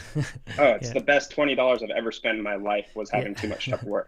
And then you always have lunch, and you always have another dinner. And so some nights I don't have time to cook, but guess what? I have an extra meal in the fridge because I cooked 2 nights ago or 1 night ago, and I'll go for a ride that goes late, and I'll get home at 7 and we just eat.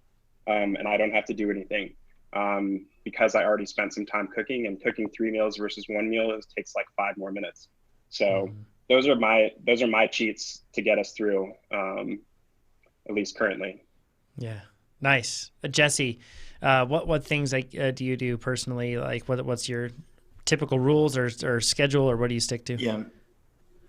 We really don't have any hard rules, but typically when we're out shopping, we're looking for lean proteins, trying to move away from red meat. We try to have that little at most once a week. And sometimes we do a lot less than that, but chicken, fish, turkey, like I said, the Skittles rainbow of vegetables, like we try to have something that's green, broccoli, collard greens, spinach, something that's red, tomatoes, peppers, anything like that. Yellows, your yellows tend to be a little bit maybe more starchy on that end of the spectrum, but just that color variety on our plates. And the one thing when it's kind of funny, like when you have a family and somebody in the house is like, I'm really going to lose weight, or they commit to it, it's almost like a family commitment, right? Mm-hmm. Because so like we don't buy sweets anymore for the most part. Like we have some for our daughters, little things here and there. But we do a lot more fruit. And when you kind of cut processed sugar out of your diet, like fruit just tastes incredibly sweet then, right? Mm-hmm. Like apples, and they're more filling too. So we try to do that. We try to cook as much as possible and kind of stay away from processed foods, but it's life. So sometimes we do what Pete does. We try to always have leftovers for lunch or dinner that next day. But, hey, sometimes life happens. And when we do that, we try to make a healthier choice on whether it's the kind of the pre-made grocery store that you can just run in and buy like a pre-made dinner. So that's what we do. And we don't, it's like no like hard and fast rules about we're not going to have that, like we live in the South. So, during football season, we're going to have a piece of fried chicken. Like it's going to happen. Like, and I'm kind of looking forward to that if we have sports this is coming up this season. But, because if you continually put that off and you're like, oh, I really am craving that, like, it kind of goes to the wayside and you can kind of get out of whack with it. So that's what we do. Sweet. Let's go into some live questions. If you're with us live right now, you can toss in those questions, and producer Tucker's been putting them into the doc for us. So first one, Anthony asks, Jesse, what was your approach for nutrition before, on the bike, and post-workout? If you're doing a 1 hour sweet spot workout, how do you eat? So actually, let's I guess, first approach now. How do you fuel a 1 hour sweet spot workout? The biggest thing is it's dependent on when it is, right? So, and my training schedule tends to shift around. Sometimes it works better for me to do it in the morning, sometimes later in the evening, sometimes in the afternoon, but it really depends on when. So if it's first thing in the morning, I might eat a piece of toast and get on the bike. I cannot eat really early in the morning and then hop on the bike. So sometimes I'll even sweet spot I can do fasted pretty well. I don't like to, but I like to try to get something in, whether that's maybe just a little bit of oatmeal or grits or anything like that. Proper Southern just something food right quick. Yeah. So good. And then just something I don't have to cook. If it's later on in the afternoon, like it will be just my normal meal, right? Mm-hmm. So just that kind of carb-centric lunch. If it's in the evening time, I really like to do it before dinner. And usually that lunch has carried over. I might have like a snack that afternoon. But 1 hour, like I'm not getting crazy and over-fueling for a 1 hour workout 4 hours beforehand. Like I'm just going to eat normal for a 1 hour workout. Yeah. For during, I probably won't have much. If I'm trying to train my gut for race prep, like I'm going to have a gel or maybe some mix in my bottle and do that. And then afterwards, again, it just depends. If it's right after in the morning, I'll just wait till lunch. If it's in that evening, I'll just eat a normal dinner. 1 hour, like I'm not too concerned about not being able to catch back up on that nutrition. So really not doing a whole lot different. Cool. That I saw another question too coming in as far as fueling early morning workouts like that. And like you said, it's really about what you can actually take in and utilize. And once again, remember the fact that once you start training, you should be taking in calories as well. So on those early morning workouts, I mean, granted, if it's something that's really easy, like if it's some sort of like Z2 or below, then chances are you probably don't need to take something in. And yeah, Pete's having some issues, it looks like, with his internet on there. So, but Pete may be able to we'll see if it fixes itself soon. But regardless, what I've noticed is that I think a lot of us worry about what sort of nutrition to get in early morning before the workout. But really, if it's a workout that needs fueling, you should be fueling during the workout anyway. And something as little as a little piece of toast, and then after that, when you get on the bike, if you start taking in fuel, you're good. It's probably like a good gotcha moment, right? Like if you're thinking about how do I fuel this workout beforehand, and if it's early in the morning, well, are you not thinking that you're going to fuel during the workout? Because you should be, right? Like, once again, let's not just put gas in the car in the driveway, but once it starts moving, it needs the gas. So that's a good way to look at it. Thelma says, basically she says fat loss can't happen without the presence of carbs in the system, and discuss. And this is like a big point that I'll send you back a couple episodes to what Chad was talking. Chad actually looked into this, and there's a lot of misinformation about that. And it varies so much from person to person. So, and it also within that person, that individual, upon a time frame, it will change as well. So it's all different and all varies. Even interesting things like individuals measuring fat max for athletes and then saying that basically like, here's your fat max, and then as a result, here's where you go. Well, your fat max is entirely dependent upon the things that you've eaten leading up into that, the things that you've eaten, we're talking about on a longer term scale too. And that can totally change even with sleep, with everything. Like, it all affects your fat max. So even though that's definitely a hot button issue, I'll let Chad's words definitely speak better on that one. And that's from, I believe, 2 episodes ago. So I believe 268, where we talked about fat and versus carbs and went into that whole thing. So, okay. But the next question here, when's the best time to create a deficit? And the assumption a lot of the time is that, you can do it during base training. But I find that difficult. We talked about this before, right, Pete? And hopefully Pete can hear us, and hopefully Pete's with us here. If not, then I'll try to pitch in, Jesse, and I can handle it. But it's tricky because you get to this point where you're like, okay, well, I really need to fuel my workouts right now because I'm in the build phase, and the specialty phase I'm racing. So I really need to make sure I'm properly fueled. And then, I hit an all-time record with that this year. So I'm going to go into base training, but I'm going in at a really high FTP. So I need to make sure that I fuel the sweet spot work, because if I don't, it gets too difficult. So then your off season is like Thanksgiving to Christmas. So you have that's like your only window to lose weight. And that's a really hard time. And you end up giving up a lot that you hopefully you don't have to give up, but family and social interaction and just the traditions that you have around that sort of thing. So this question of when is the best time to create a deficit, Pete, I think you answered it best with start small and start now, right? Like making sure that it isn't something that you're just trying to do all at once later on. Pete's connection's rough. Okay, Jesse, well, we can handle it.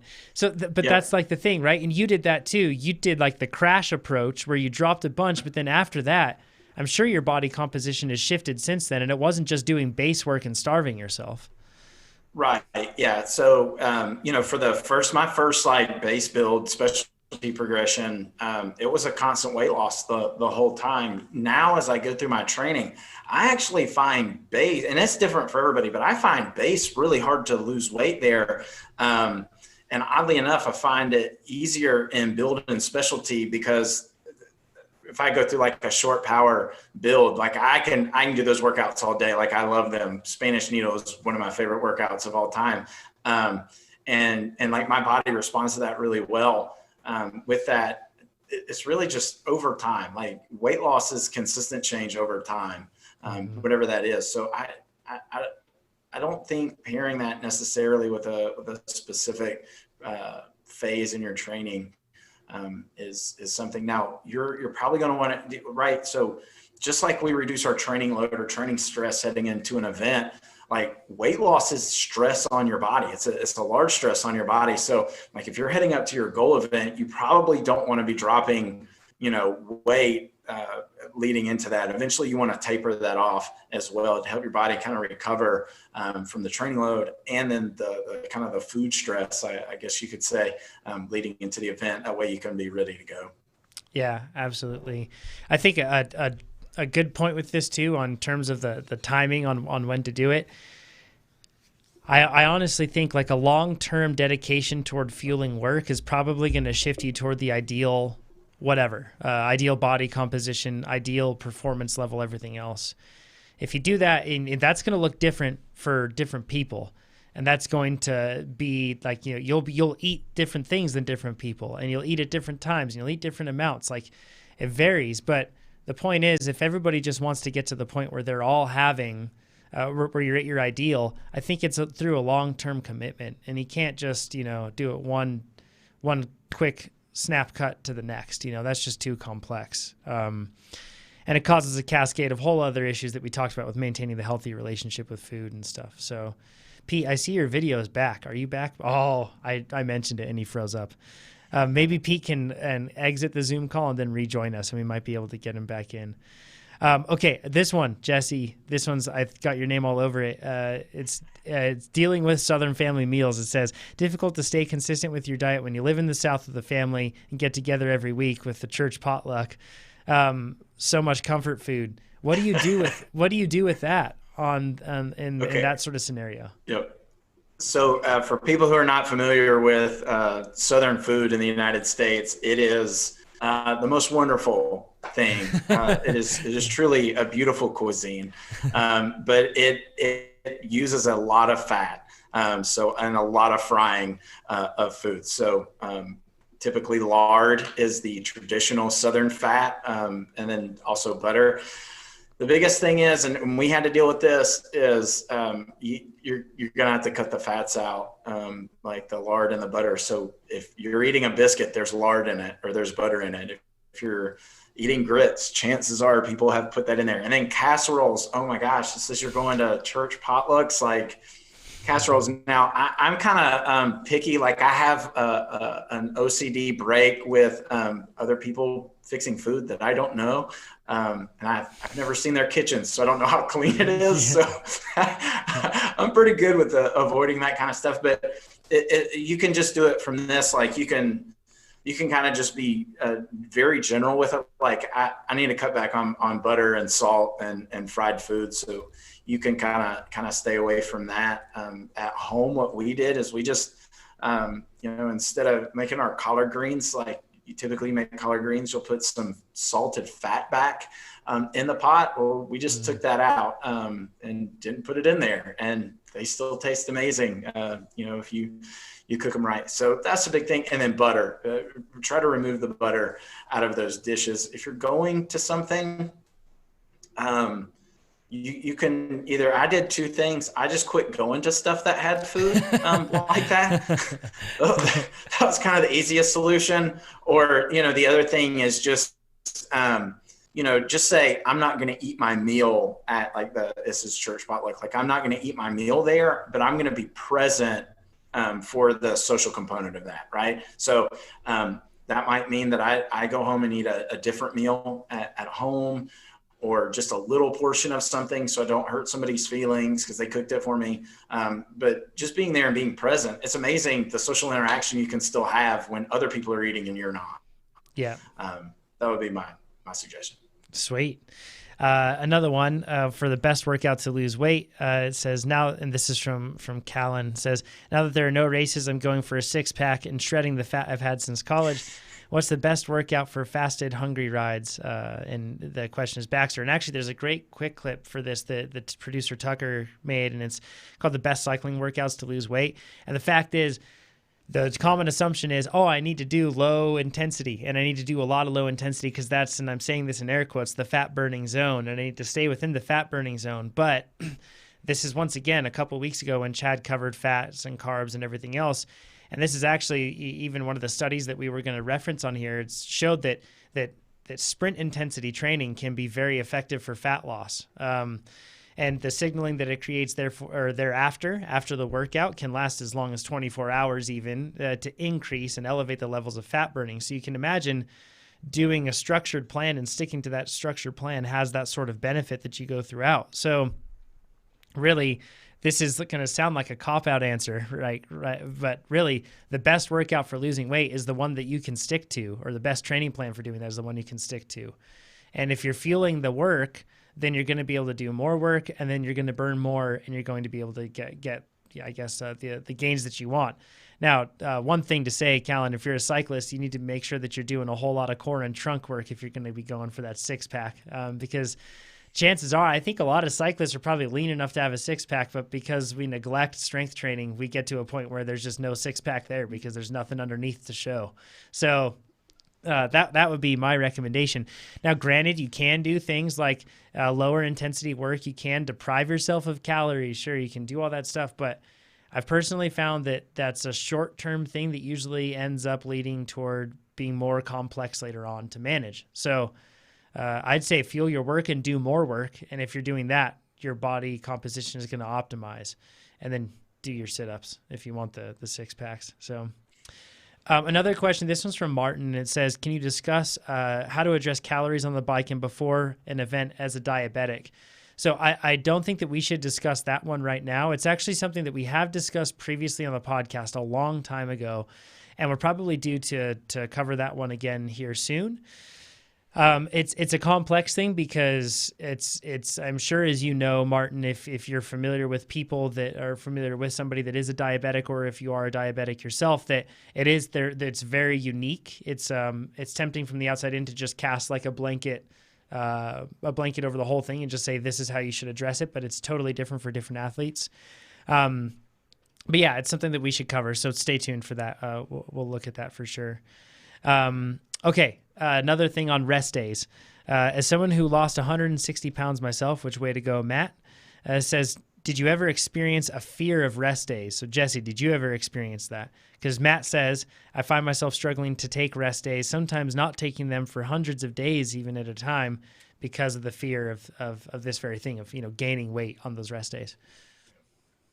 Yeah. I don't know if it was like necessarily like, oh, I'm going to gain weight because I'm taking a rest day, but like when you've got the momentum going, and you feel like you have that momentum, like taking a rest day might feel like, oh, I'm taking a step back and I'm not going to be able to get the ball rolling again. And I definitely experienced, I think we all on some level, right? Like if your training's going really great and then you're like, I don't want to take off that Monday or whatever day, your rest day is, but it is so important to let your body rest. And just for the mental aspects of it, right? But on the flip side of that is you can also find something else that will help you continue that caloric deficit. Like I am completely wiped out yesterday. I did not ride my bike yesterday, but we're about to do some home renovation to our daughter's bedrooms. And like, I am so worn out just from like the cleaning and moving furniture and everything like that. So maybe find something else, go for a walk. You probably don't want to add a lot of stress on top of your training. Definitely would not recommend going that long without a rest day. Like if you're riding, every day, like that's just, you're not, we have an article on this on why recovery weeks are important on the blog. You can search for that, as well as just like the periodization of training will really help with that. But just remember, your weight isn't is when you step on the scale in the morning, that's one data point at one moment. That's not a value statement of whether you have weight loss momentum or not, right? Like that's the overall trend. So definitely take your rest. You will feel better for sure in the long run and be more motivated to stick with it. For sure. Yeah. And along those lines, I think a lot of people get into the it's like a cascading fear thing that happens where you feel like I've lost all this weight, but then when I take the time off this, like from my goals and everything else, then I really balloon back up and you start to build up in your mind, I am a 400 pound, or I am a 200 pound, or I am a whatever pound person, and I'm running away from that. And I think that it's really important to shift that and to be, you are who you are, and you're the product of your choices and your decisions, and take pride in the great decisions you've made. And chances are when you take that time off to be able to give yourself a break, and if you go back to making the bad decisions and everything else, then yeah, chances are you're going to move in the other direction. But it's still not a bad thing. Like Pete said, even when you're taking one step forward, one step back, you're still learning throughout that process. So remember that you don't have to feel like you're constantly falling through quicksand. You are making progress here, and you're doing a great job at it. So stick with it. And when you have those rest days, know that that's all part of the plan, and know that you don't have to restrict yourself in that regard. Just stick to the long-term goal. Make sure that you're trying to fuel yourself in a healthy way and feeling work on and off the bike. And I think that you'll be right where you need to be, Matt. And that's the cheater's answer, because that'll always be right. So, Stop Motion Pete is kind of back, but kind of not. I don't know. We'll see. Yeah, he's kind of here. And he's gone. So Stop Motion Pete, thank you for joining us. And and Jesse, thank you for joining us too. I hope that everybody can tune in to the Successful Athletes podcast episode that we have with you. It's just fantastic. If you want to tune into that, please do so. Check out the Successful Athletes podcast. It's in the links down below. You can check it out, whether you're on YouTube or on the podcast. Share this podcast and share the Successful Athletes podcast with your friends, because that's how we start to make the whole world faster. And I know you're probably thinking, I don't want to make my friends faster because I want to drop them. But if they get faster, you'll get faster too. It just all works out. So with all that said, thanks everybody. Check out TrainerRoad.com. Check out the blog, all that stuff to get faster. And we'll talk to you next week.